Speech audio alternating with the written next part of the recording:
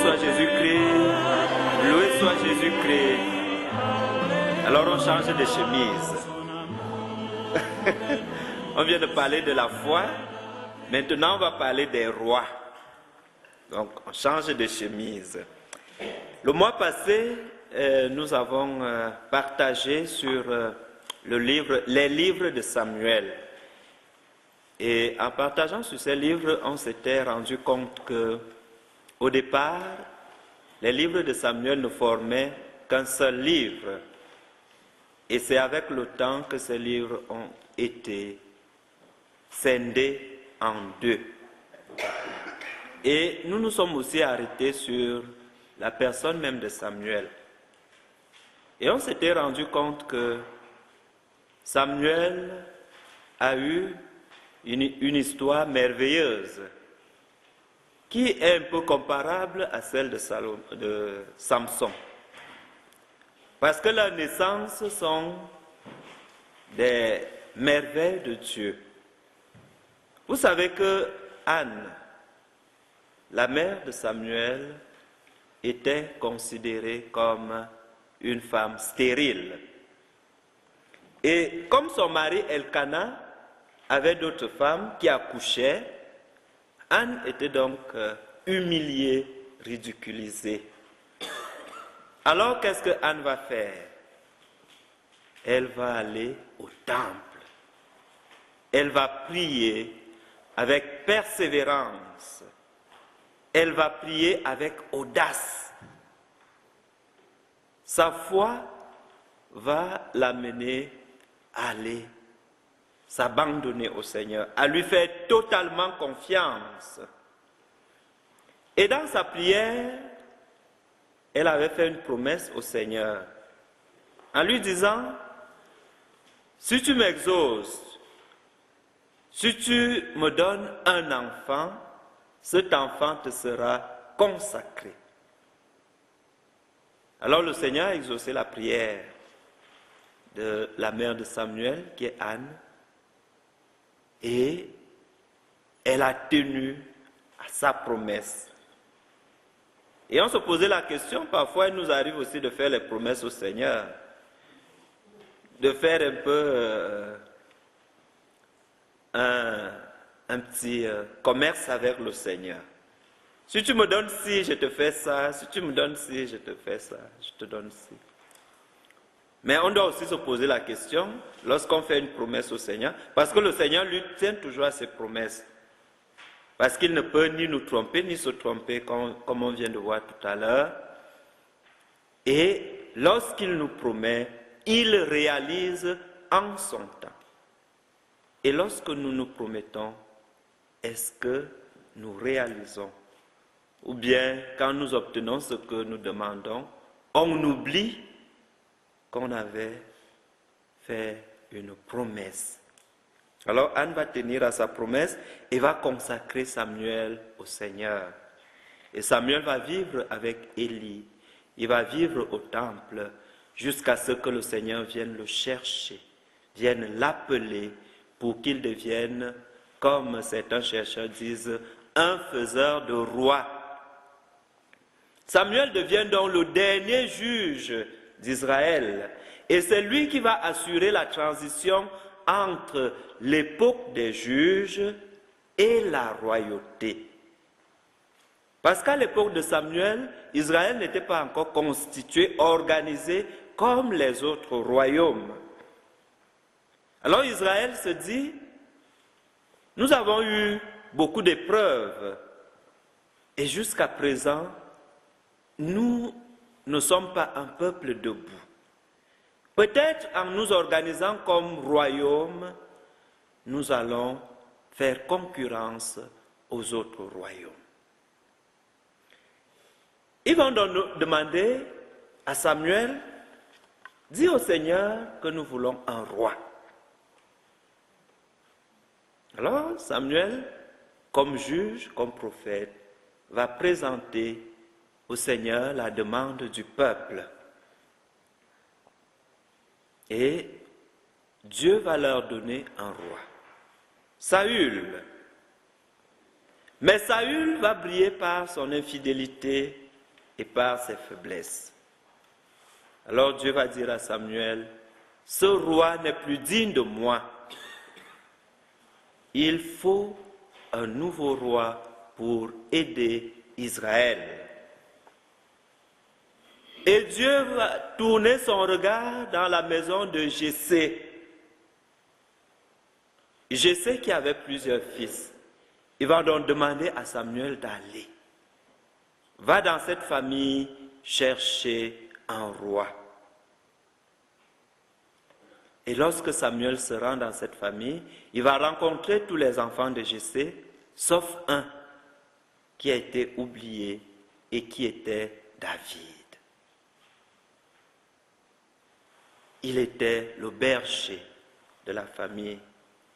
Et alors j'établissais une parallèle entre Jésus qui vient naître à Bethléem et choisi comme première personne à le voir, à le rencontrer, les bergers, les oubliés de la société, les abandonnés. Parce qu'au moment où Jésus va naître, il y a un recensement.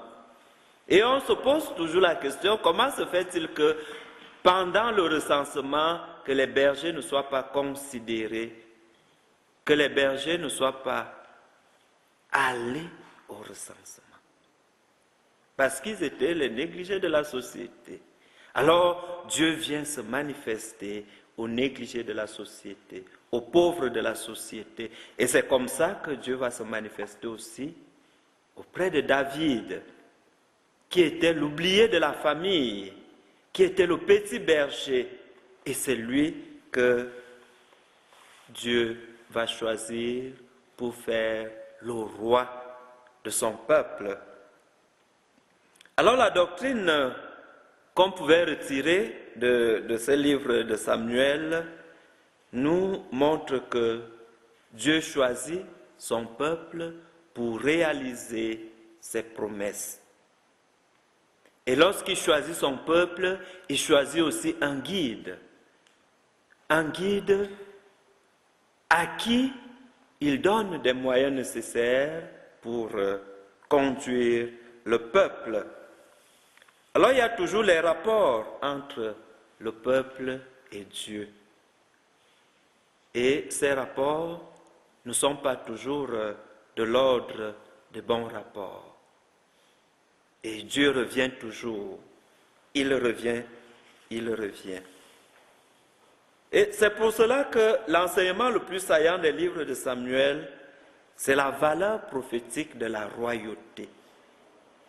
Parce que le roi était en même temps le Messie, en même temps le prophète, en même temps le représentant de Dieu. Et les livres de Samuel nous rappellent aussi que le seul et vrai roi, c'est Dieu lui-même. Et c'est lui qui guide son peuple. Aujourd'hui, ce peuple que Dieu guide, c'est nous. C'est vous et moi. Alors si Dieu est notre berger, si Dieu est notre roi, pourquoi devons-nous nous inquiéter? Aujourd'hui, nous allons donc nous pencher sur le livre qui vient tout de suite après les livres de Samuel, les livres des rois. Parce qu'après le règne de David, il y a eu plusieurs événements et d'autres rois qui ont conduit le peuple d'Israël. Les livres des rois constituent donc la suite naturelle des livres de Samuel. Parce que le livre de Samuel se termine avec l'histoire de David et le livre des rois nous introduit avec le testament de David et son représentant qui sera Salomon, son remplaçant qui sera Salomon. Comme les livres de Samuel, les livres des rois étaient aussi constitués en un seul volume. Et plus tard, se sont divisés en deux pour nous parler des deux derniers règnes et dans les éditions de la Vulgate et la Septante, on voit que les livres des rois ont évolué. C'est formé d'abord un seul livre dans la Vulgate et dans la Septante vont former deux livres. Et le livre des rois nous rapporte donc les événements qui concernent le royaume, les règnes, en commençant par celui de Salomon. Le règne de Salomon, et il y a plusieurs événements marquants à ce niveau. Il y a le règne de Salomon, il y a la construction du temple, la construction du palais royal, la destruction de Jérusalem et la déportation du peuple. Voilà l'ensemble des événements qu'on retrouve dans les livres des rois. Et dans le premier livre des rois, c'est le règne de Salomon qui nous est rapporté. Salomon, fils de David, qui va remplacer son père. Mais, comme dans l'histoire de plusieurs rois, l'histoire de Salomon sera aussi marquée par des hauts et des bas. Ce qui retient plus l'attention sur le règne de Salomon, c'est d'abord sa sagesse, la sagesse de Salomon. Cette sagesse qui l'a aidé à bâtir un temple. Parce que le temple, ce n'était pas l'idée de Salomon, c'était l'idée de David, son père. Mais David n'a pas pu réaliser ce rêve. Mais son fils Salomon va réaliser le rêve initié par son père. Il va donc construire le temple. Il va aussi construire le palais royal. Voilà les œuvres que Salomon, comme roi, a réalisées. Mais, à côté de ces bonnes œuvres, il y aura aussi des faiblesses, des fragilités de Salomon. Ces faiblesses et ces fragilités qui vont même faire en sorte que, après sa mort, le royaume se divise en deux et va devenir, d'une part, le royaume de Juda et d'autre part, le royaume d'Israël. Dans le premier livre des rois, donc, c'est cette histoire de Salomon remplaçant de David qui nous est racontée.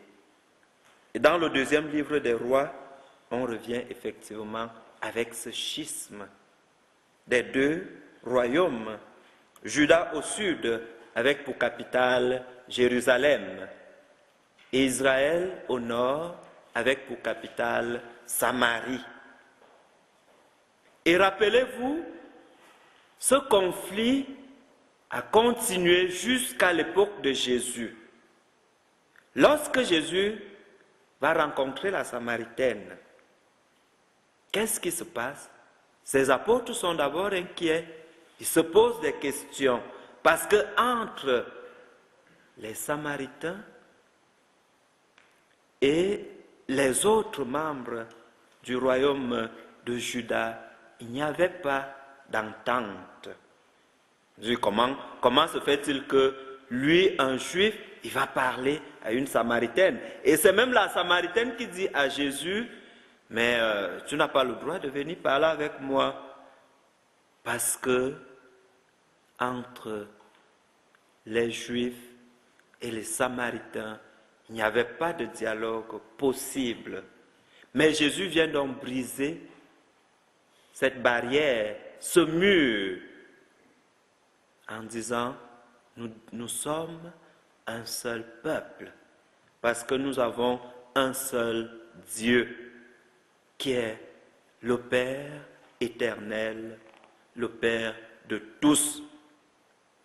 Alors ce conflit a continué.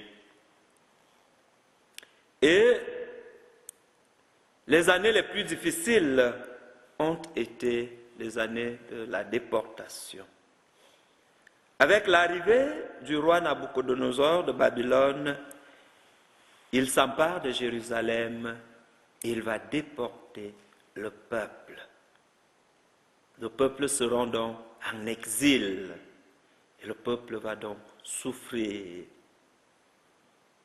On peut facilement, en lisant les livres des rois, les scinder en deux blocs. On parlerait même de deux cycles. Le cycle d'Élisée, le cycle d'Élie. Parce qu'au moment où les rois sont en train d'exercer leur pouvoir, il y a à côté les prophètes. Les prophètes qui ont aussi un rôle très important, qui sont envoyés par Dieu auprès des rois pour leur dire « Attention, ça c'est un mauvais chemin, ça c'est un bon chemin, voici comment vous devez gouverner, voici comment vous devez marcher. » Et c'est ce que les prophètes ont fait auprès des rois. Le cycle d'Élie nous récite donc, nous parle de l'intervention du prophète Michaël. Les prophètes devaient intervenir. Et ce cycle d'Élie va se terminer avec la mort du roi Akab. À côté du cycle d'Élie, on a le cycle d'Élisée qui ouvre le second livre des rois et qui englobe ici le règne de Jéhu. Et ce règne concerne le royaume du Nord, le royaume du Sud, le royaume du Nord. Et en même temps, ce cycle va nous parler aussi de l'histoire de Juda. Alors, à proprement parler, quel peut être le contenu de ces livres des rois? Effectivement, comme on vient de dire, les livres nous parlent des royaumes, le royaume du Sud, le royaume du Nord. Les livres des rois nous parlent aussi des règnes de tous ces rois avec leurs forces et leurs faiblesses. Les livres nous ouvrent un chemin qui nous présente l'évolution de chaque roi, la naissance du roi, son règne, ses forces, ses faiblesses, la mort du roi, son successeur. Donc voilà le schéma qu'on trouve dans les livres des rois. Et chaque roi obéit à ce schéma. La naissance, le règne, ses forces, ses faiblesses, sa mort, le successeur. Quel peut être le but ou la finalité des livres des rois? C'est une histoire essentiellement religieuse qui nous est rapportée ici. Et le jugement qui est porté sur chaque roi le ramène à sa relation avec Dieu et avec la religion.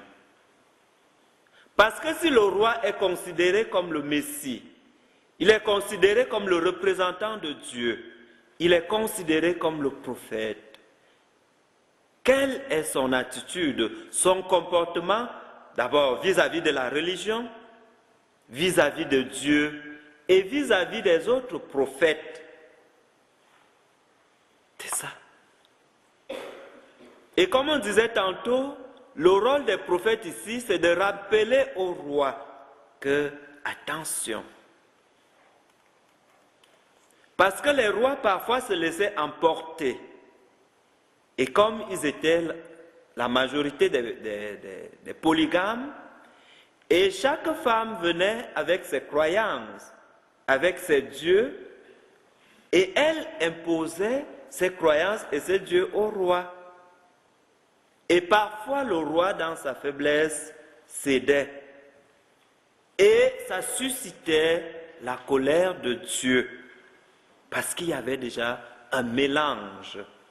Il y avait déjà plusieurs croyances, plusieurs dieux.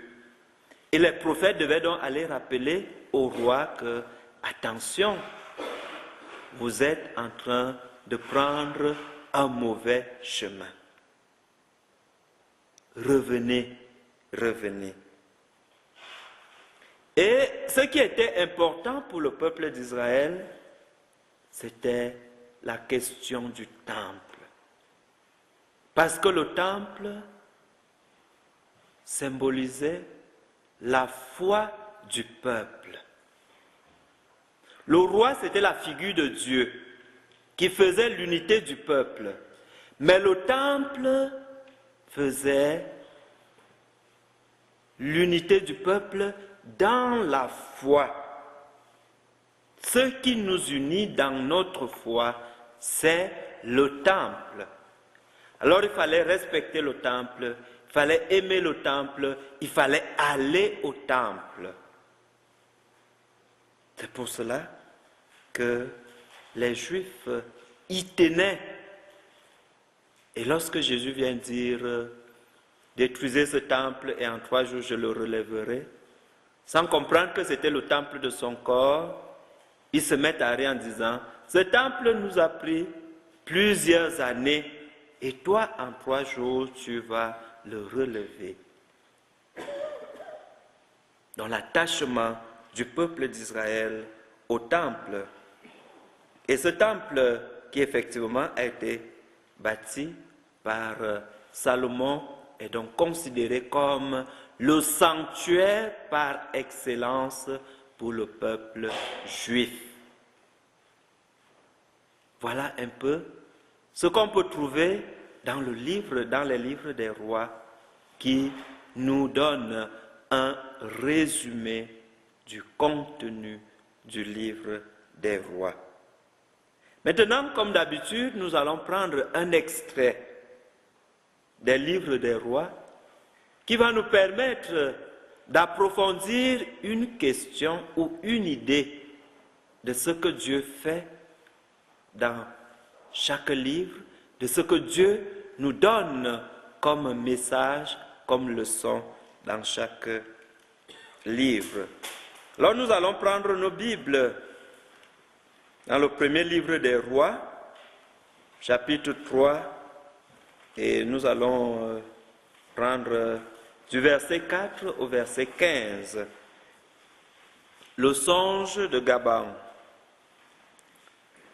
Le roi alla à Gabaon pour y sacrifier, car le plus grand haut lieu se trouvait là. Salomon a offert 1000 holocaustes sur cet autel. À Gabaon, il y avait apparu la nuit en songe à Salomon. Dieu dit, « Demande ce que je dois te donner. » Salomon répondit, « Tu as témoigné une grande bienveillance à ton serviteur David, mon père, et celui-ci a marché devant toi dans la fidélité, la justice et la droiture du cœur.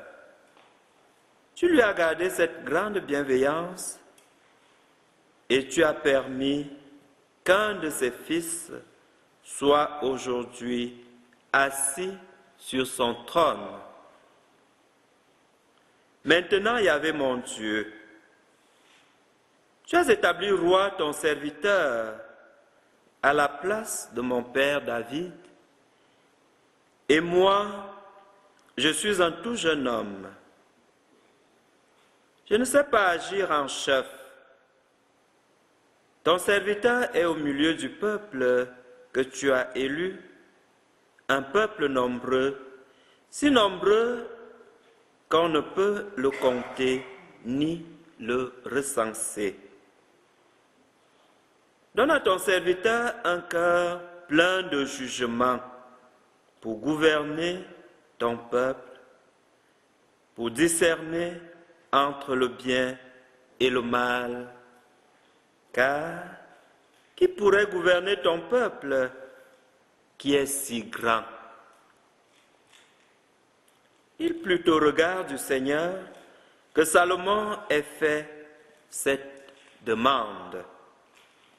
Et Dieu lui dit, parce que tu as demandé cela, que tu n'as pas demandé pour toi de longs jours, ni la richesse, ni la vie de tes ennemis, mais que tu as demandé pour toi le discernement du jugement. Voici que je fais ce que tu as dit.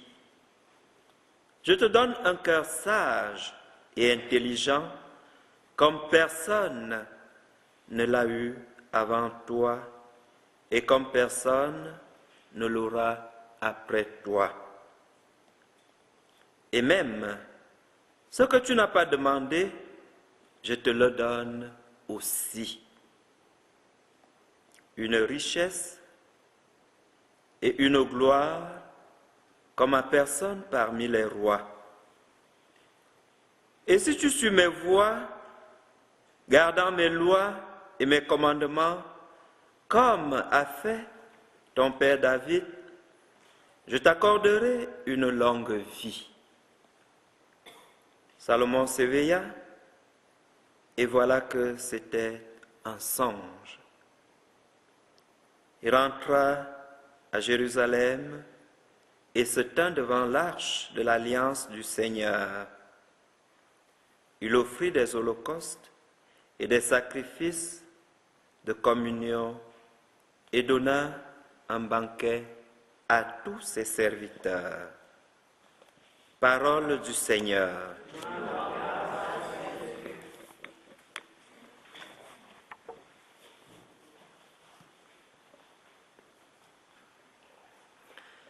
Alors, lorsque vous écoutez cet extrait, qu'est-ce qui vous frappe? Qu'est-ce qui retient votre attention? Qu'est-ce qui vient vous questionner? Qu'est-ce qui vient vous chercher? Oui? Oui, Madame Nicole? Oui? Salomon a demandé au Seigneur, mais le Seigneur a donné encore plus. Mm-hmm. En lui faisant confiance, même si on lui demande des petites choses, il lui donne encore plus. Mm-hmm. On peut demander une chose au Seigneur qui devient une source pour d'autres choses. Merci. Moi, je me pose une question assez sérieuse. C'est qu'il lui dit, je te donne une sagesse comme il n'y en a pas encore existé et comme il n'en existera plus. Donc, il était comblé. C'est bien beau la sagesse, mais on sait que Salomon n'a pas toujours obéi à la sagesse. C'est que sa faiblesse, l'amour des femmes l'a emporté sur ça. Alors là, il y a une question de liberté que je voudrais qu'il soit éclairci. Merci. Oui, autre chose?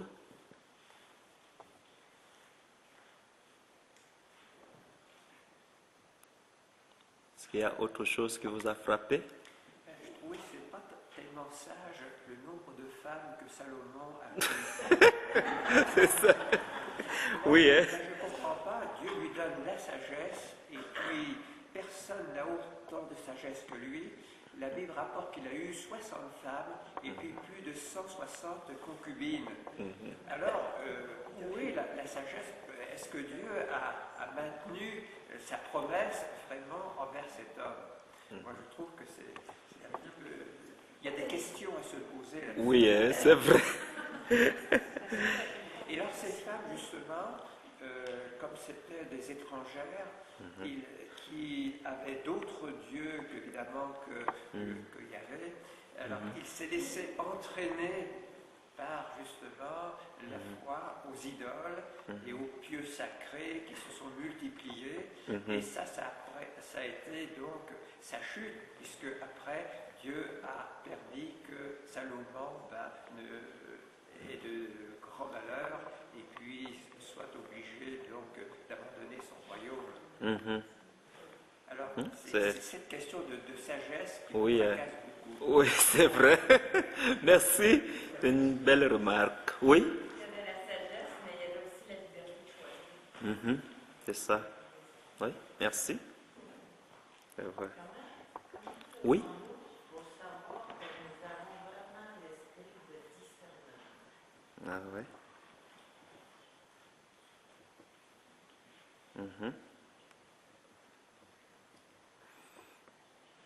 C'est beau? Autre chose? D'accord, ok, c'est beau. Bon, regardons un peu ce que Dieu dit après. Parce que si vous avez été attentif à la lecture,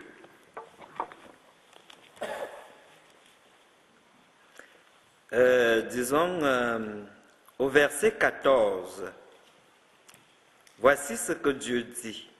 Ou on peut même commencer au verset 13. Et même ce que tu n'as pas demandé, je te le donne aussi, une richesse et une gloire comme à personne parmi les rois. Et si tu suis mes voies, gardant mes lois et mes commandements, comme a fait ton père David, je t'accorderai une longue vie. Oui. Il y a toujours, me semble-t-il, le problème de la prédestination. Est-ce que cette prédestination, Dieu savait déjà, avant toute chose, même avant de créer Salomon, qu'il allait prendre un mauvais chemin.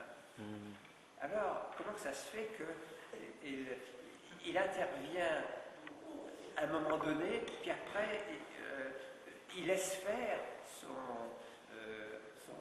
il laisse faire Salomon qui va lentement, mais sûrement, aller de mal en pire. Oui. Alors, ça m'a toujours Questionner. intrigué ce phénomène de la prédestination. Il était donc celui qui devait conduire le peuple. Il avait toutes les qualités possibles qui lui avaient été données à l'origine, et puis il a chuté d'une façon lamentable. Et Dieu n'intervient pas. La liberté divine, la liberté humaine, à ce moment-là, il y a une dualité entre les deux. Oui, c'est ça. D'accord. Alors, merci pour ces belles réflexions, des belles questions, intenses vraiment. La première chose, c'est que Dieu nous crée. On n'a pas demandé d'être créé. Et il nous crée comment? Il nous crée libres. La question de la prédestination, il faut toujours se dire, est-ce que nous sommes des robots? Nous sommes des personnes humaines. Et ce matin, on disait, dans l'exposé de la foi, ce qui fait la différence entre l'homme et l'animal, c'est sa raison, son intelligence, sa volonté et même sa liberté. Alors, est-ce que la prédestination est antérieure à la liberté, ou bien c'est la liberté qui est antérieure à la prédestination? Qu'est-ce qui vient avant la poule ou l'œuf? Oui, c'est ça. C'est que le Seigneur nous prépare en fonction de ce que nous sommes, parce qu'il a besoin de nous. Et dans le rêve de Dieu, Dieu n'a pas de bouche, il n'a pas de main, il n'a pas de pied. Nous sommes ses bouches, nous sommes ses mains, nous sommes ses pieds. Alors la prédestination, c'est que il nous prépare à quelque chose, il nous choisit pour quelque chose, pour une mission. Alors, dans cette mission, il nous dit, je vous laisse la liberté d'exercer. Et dans cette liberté, on abuse ou on reste fidèle. Quand Dieu vous choisit comme époux, comme père, est-ce qu'il vous met dans une prison, dans un carcan, pour vous dire, vous ne devez pas sortir de là? Il vous dit, je vous donne les chemins à suivre. Alors si vous suivez ces chemins, vous allez dans la vie. Mais si vous vous détournez de ce chemin, vous allez dans votre propre perdition. Et c'est ce qui est arrivé avec Salomon.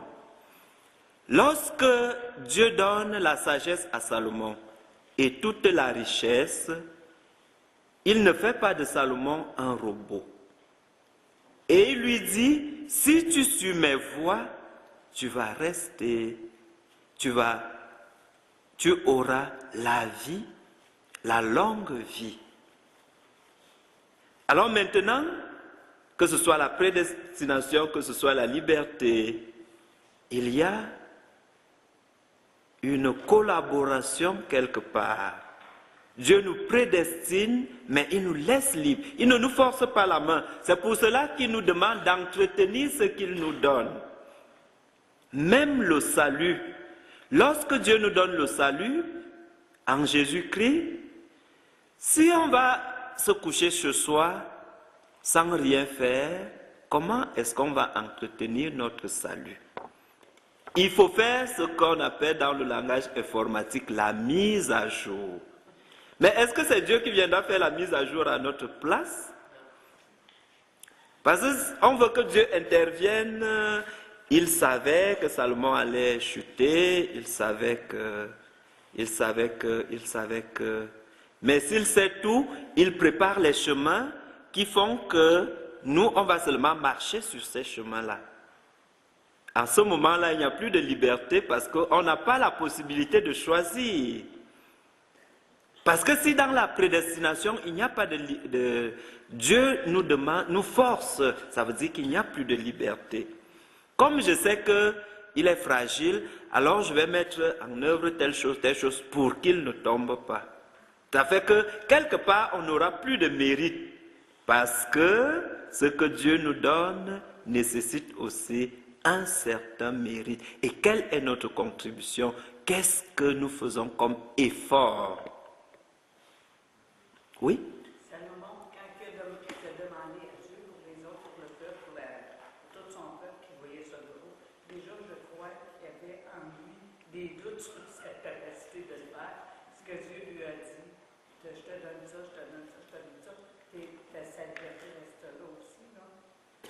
C'est comme ça que je le perçois. Oui, mais c'est même clairement dit dans le texte. Quand Dieu dit à Salomon, demande-moi ce que tu veux. Qu'est-ce que Salomon dit?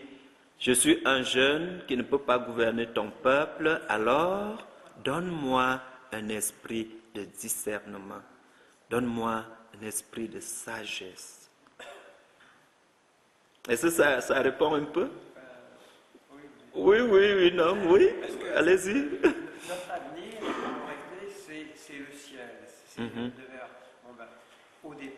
au départ, Dieu sait déjà, même avant de nous avoir créés, que tel individu, vous, moi et beaucoup d'autres, ici encore, on va être sauvés. Il sait déjà. Alors l'homme pourrait dire, de toute façon, c'est normal, je vais être sauvé. Vous êtes tous des fils, des fils de Dieu, vous êtes déjà des saints. Et on voit ça dans Saint Paul. Donc, allons-y, on n'a pas à s'en faire. On est sûr déjà d'avoir le salut. Faisons ce que notre nature nous pousse à faire. c'est un petit peu ça, la prédestination. Mais à ce niveau-là, il n'y a plus de liberté.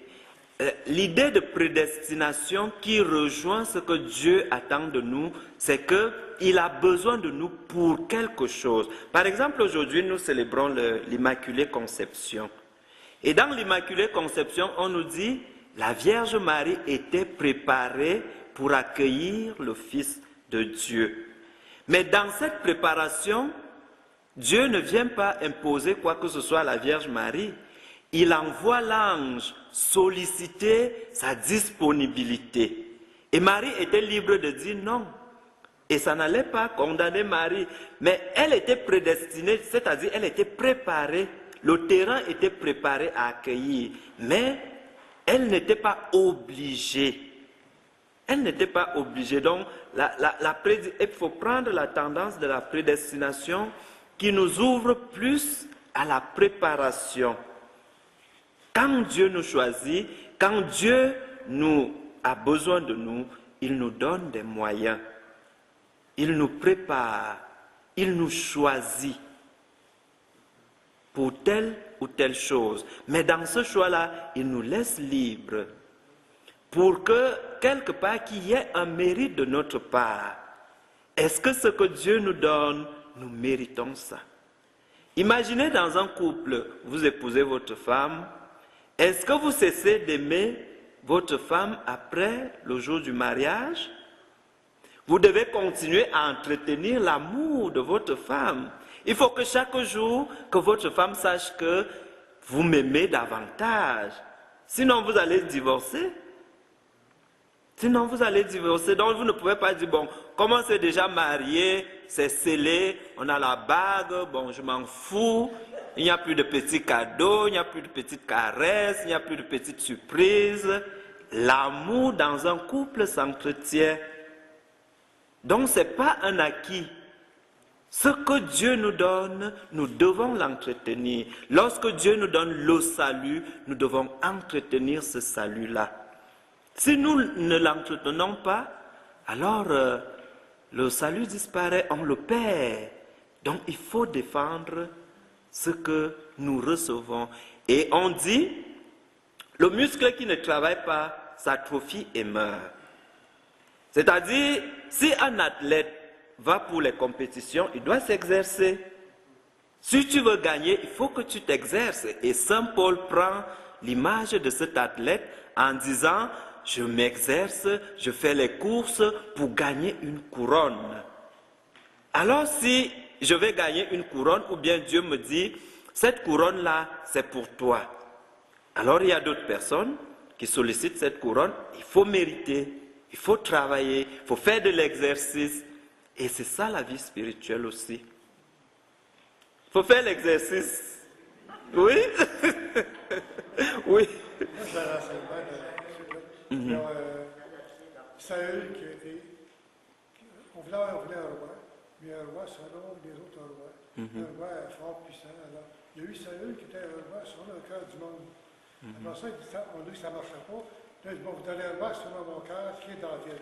David, lui aussi, il est pas sage, c'est un petit. Alors, il suit complètement sur le Seigneur, et toute sa vie à la fois, ça dirige. Je crois que Salomon, c'est un peu un mélange des deux. Salomon, lui c'est un faible. Alors, ça nous donne ce qu'il faut. Il veut dire, il n'a pas été fidèle jusqu'à la fin, non plus, un peu comme Saül. Par contre, c'est ça qui nous mène, c'est qu'on a tout, si on veut aller selon le cœur des hommes, selon les hommes, là, à un moment donné, on fait pas mieux. Et si on est selon la foi, il faut toujours revenir à Dieu. Tant que notre vie, on se fie aux autres, aux hommes, au naturel, à la nature, bien veut dire, on va se tomber comme Salomon est tombé. Alors, il s'agit vraiment tout de se retourner à Dieu dans tout ce qu'on fait, non pas se fier à la foi, enfin, ne pas se fier à lui-même. Alors, ça répond un peu parce que lorsque Dieu nous donne quelque chose, nous devons mériter cette chose, nous devons l'entretenir et nous devons en même temps cultiver l'humilité et la simplicité. Parce que si Dieu nous donne une chose, un talent, je ne sais pas trop quoi, et que ce que Dieu nous donne nous pousse à tomber dans l'orgueil, alors nous devenons vulnérables et fragiles. Et c'est ce qui pouvait arriver à Salomon. Ah, je suis le roi le plus sage, je juge bien les affaires, alors aucune femme ne peut me résister. Et il se laisse emporter par tout. Et c'est la tentation qui guette souvent les génies. Parfois, oui. Tout à l'heure, vous avez fait référence à la Vierge Marie et l'ange qui vient donc le solliciter. Mais la Vierge Marie, elle n'a pas eu le péché originel. Salomon avait le péché originel, donc il était beaucoup plus faible et il pouvait se laisser entraîner par le Satan. N'est-ce pas? La Vierge Marie, n'ayant pas la faute originelle, était donc prédestinée à être toujours tournée vers Dieu. Elle ne pouvait pas, me semble-t-il, faire autrement que de dire oui à la de l'ange. Elle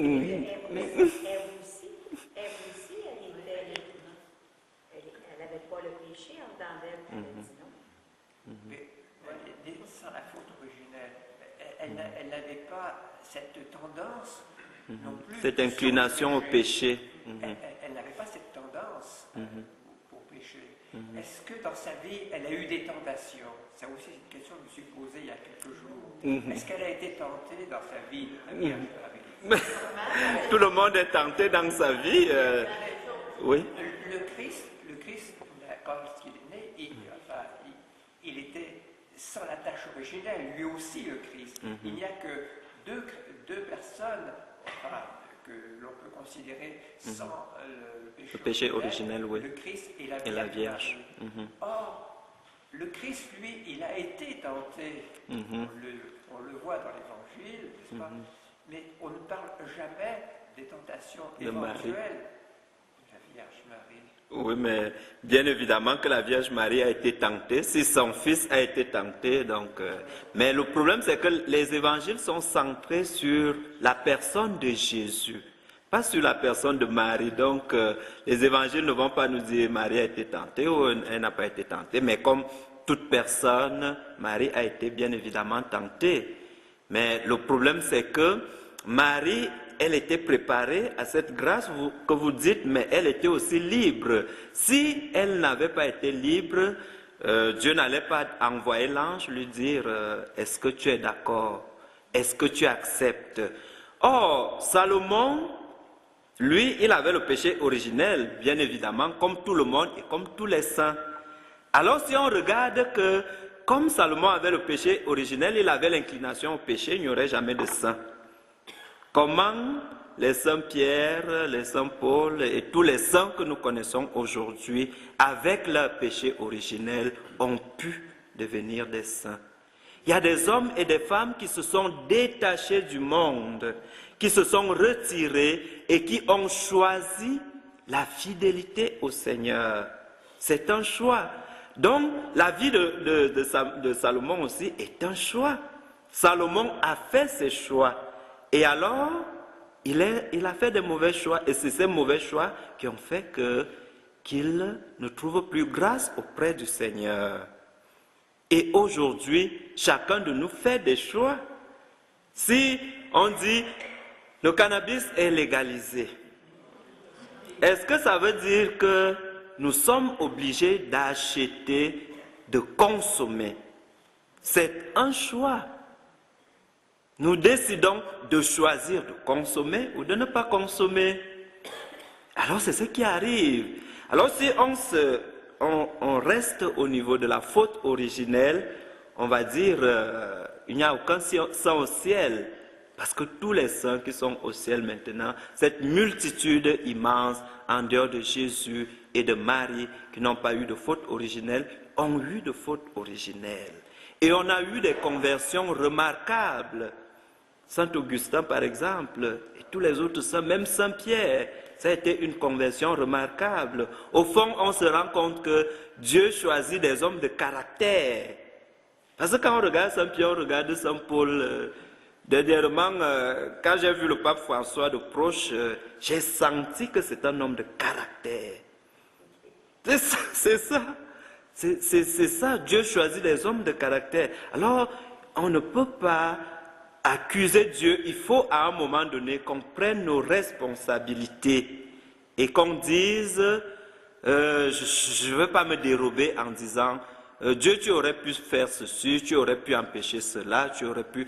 Quelqu'un qui prend de l'alcool et prend le volant, est-ce que c'est Dieu qui va aller... Non, parce que c'est un choix libre que tu fais.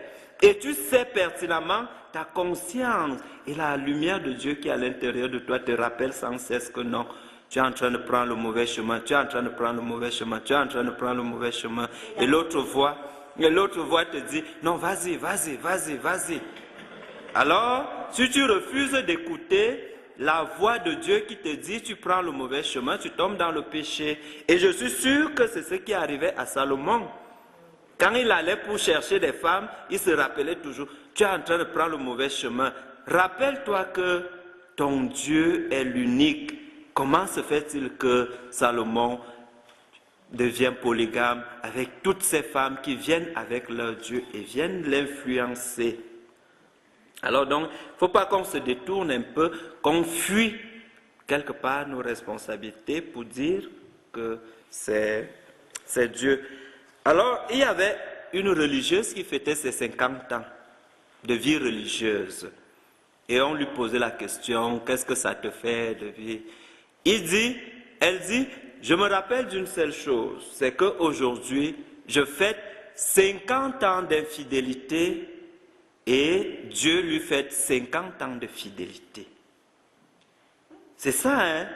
Reconnaître que dans nos choix, nous sommes infidèle et que Dieu lui reste fidèle, et comme nous dit la parole de Dieu, il ne peut se renier lui-même. Même si nous sommes infidèles, Dieu lui reste fidèle et ne peut se renier lui-même. C'est ça qu'on doit garder. Alors la question du discernement, comment savoir qu'on vit dans le discernement, qu'on est dans le discernement? La première chose, c'est qu'il faut d'abord prendre du recul par rapport à la situation. Je dois discerner une situation dans ma famille. Qu'est-ce que je fais? Et dans le discernement, il faut que je dise soit oui ou soit non, ou j'avance ou je recule. Alors je prends le temps de discerner. Et il y a des discernements spontanés qu'on te demande la réaction, là. Il faut que tu réagisses. Et il y a des discernements à long terme. Et dans le discernement, il y a une autre chose, la désolation et la consolation. Lorsque le roi Hérode organise la fête, son anniversaire, et la fille d'Hérodiade vient danser, Hérode dit, demande-moi tout ce que tu veux, parce que tu as bien dansé, c'est magnifique. Et tout ce que tu me demanderas, je vais te le donner. La fille va voir sa mère, et sa mère lui dit la tête de Jean-Baptiste. Quand la fille revient, elle dit à Hérode la tête de Jean-Baptiste. Hérode est bouleversé. Alors il faut qu'il discerne. Est-ce qu'en donnant la tête de Jean-Baptiste, c'est un bon choix? Il est embarrassé. Et là, c'est un discernement spontané. Et qu'est-ce qui condamne Hérode? C'est le serment qu'il a fait. Son orgueil de roi. Alors j'ai promis, je vais le faire. Et pourtant, Hérode pouvait dire non. Hérode est dans un état de consolation qui l'amène à dire à la fille, demande-moi tout ce que tu veux. La consolation, c'est un état de joie extrême, de paix extrême, de bonheur. Et comme c'était la fête, il est dans la consolation. Et cette consolation va le pousser à dire à la jeune fille, demande-moi tout ce que tu veux. Ça, c'est une décision prise dans la consolation. Et c'est cette décision qui va transformer la consolation en désolation. Est-ce que Hérode avait besoin de dire « demande-moi tout ce qu'il veut, tu as bien dansé, je te donne un cadeau, point terminé ». Même la moitié de mon royaume. Quelqu'un peut dire ça, sauf s'il a fumé du cannabis ou qu'il a bu de l'alcool. Parce que quelqu'un a dansé, tu lui dis, tu es prêt à lui donner même la moitié de ton royaume. Ça veut dire qu'Hérode lui-même n'était pas dans ses états. Alors, quand on lui dit la tête de Jean-Baptiste, les esprits lui reviennent, il dit, attention, Jean-Baptiste, le prophète que j'admire, que j'ai fait emprisonner parce que ma femme m'a mis la pression à cause de la vérité qu'il a révélée. Alors c'est sa tête qu'on me demande. Et il donne la tête de Jean-Baptiste. Il prend une décision dans un état. Alors, dans le discernement, quand on est dans la consolation, on ne prend pas de décision. Sinon, on va dire, je te donne la moitié de mon compte. Et après on dit, ah, j'ai même pas payé les taxes, j'ai même pas payé les assurances, j'ai même pas... Maintenant, quand on est dans la désolation, c'est-à-dire on est vraiment éprouvé, on ne prend pas de décision. Parce qu'après on peut dire, non, je n'aurais pas dû. Quelqu'un qui prend la décision d'aller se suicider, qui prend le fusil pour tuer, qui prend le couteau, après la personne regrette. On regrette pourquoi? Parce qu'on n'a pas eu le temps de bien discerner. Alors dans le discernement, nous en tant que chrétiens, nous devons aussi prier, c'est-à-dire invoquer l'Esprit Saint. Dire, Seigneur, viens nous illuminer. Seigneur, envoie-nous ton Esprit Saint. Seigneur, que devons-nous faire dans cette situation précise? Dans le discernement, il faut aussi poser des questions. Poser des questions aux bonnes personnes, pas à n'importe qui, parce que quand on a une situation, si on pose des questions à n'importe qui, il y a des gens qui vont nous enfoncer, au lieu de nous donner des bons conseils. Donc, il faut savoir choisir. Dans telle situation, je dois parler avec qui? Avec qui je dois parler de telle situation que je vis? Cette situation délicate. Qui est-ce que je peux rencontrer? À qui je peux demander conseil? Qui peut m'aider à voir clair? Dans le discernement. Voilà les étapes du discernement. Et lorsqu'on a réuni tous ces éléments, maintenant, on peut prendre une décision. Après avoir pesé le pour et le contre, après avoir regardé les conséquences que la décision peut entraîner, on peut donc dire, je décide que. Prenons un peu l'attitude de l'Église. Lorsque quelqu'un se lève, il dit, j'ai eu des visions, j'ai eu des révélations, j'ai fait ceci, j'ai fait cela. Il monte un dossier, il va déposer à Rome. Mais Rome prend le temps. Parce que dans le temps aussi, il y a des signes qui peuvent nous être révélés. Le temps, prendre le temps. Quand ça ne presse pas, on prend le temps dans le discernement. On réfléchit. Même dans la canonisation des saints, on dépose, Rome ne canonise pas les saints dès que vous vous présentez aujourd'hui, demain on te canonise, non. On prend le temps, on fait des enquêtes, on pose des questions et on décide. Est-ce que ça répond à votre question sur le discernement? D'accord, c'est beau. Alors, qu'est-ce que nous pouvons garder en lisant ces textes, en lisant ces livres des rois? Dans l'extrait que nous avons écouté, nous voyons Dieu qui fait le premier pas C'est Dieu qui va voir Salomon pour lui poser la question, pour lui dire, demande-moi quelque chose. Parce que Dieu se soucie toujours de nous. Et il fait toujours le premier pas pour nous dire, verbalise ta demande. Et ce qui peut aussi retenir notre attention ici, c'est l'humilité et la simplicité de Salomon. Plus tard, il a péché, mais au départ, il était humble. Il reconnaît qu'il est jeune. Il reconnaît qu'il ne peut rien de lui-même.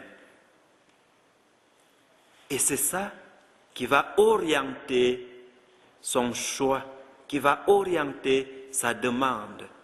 Seigneur, donne-moi un esprit de discernement, non pour moi-même, mais pour le peuple que tu me donnes. Parfois, on demande des choses pour nous-mêmes, mais on peut aussi apprendre à demander des choses pour les autres, pour le plus grand bien. Se dire, qu'est-ce que les autres gagnent si je demande ça? Qu'est-ce que le groupe gagne? Est-ce que c'est seulement pour moi? Et là, Dieu donne la sagesse à Salomon, la sagesse pratique, la sagesse propre pour conduire le peuple. Et cette sagesse de Salomon va faire de lui un roi qui a su gérer certaines situations. Comme l'extrait qui suit tout de suite, celui que nous avons lu, nous parle comment Salomon juge une affaire de deux femmes qui discutaient un enfant. Les deux femmes ont accouché et une a perdu son bébé.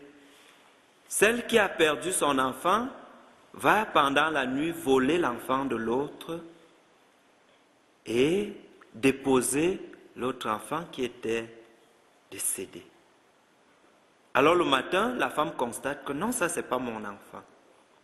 Et lorsque l'affaire arrive chez Salomon, qu'est-ce que Salomon dit? On va séparer l'enfant en deux et on va donner une partie à chacune des femmes. Alors celle qui avait perdu son bébé dit oui, c'est une bonne solution. Mais là, on comprend que ce n'est pas le cœur d'une mère.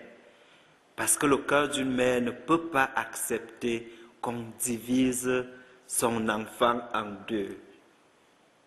Et l'autre dit non. Mieux vous lui donnez cet enfant, je saurai au moins que mon enfant est entre les mains d'une autre femme que de tuer cet enfant. Voilà comment la sagesse de Salomon se déploie. Et la prière de Salomon nous fait aussi comprendre que dans nos demandes, il y a des choses que Dieu nous donne, et comme on disait tantôt, qui entraînent autre chose.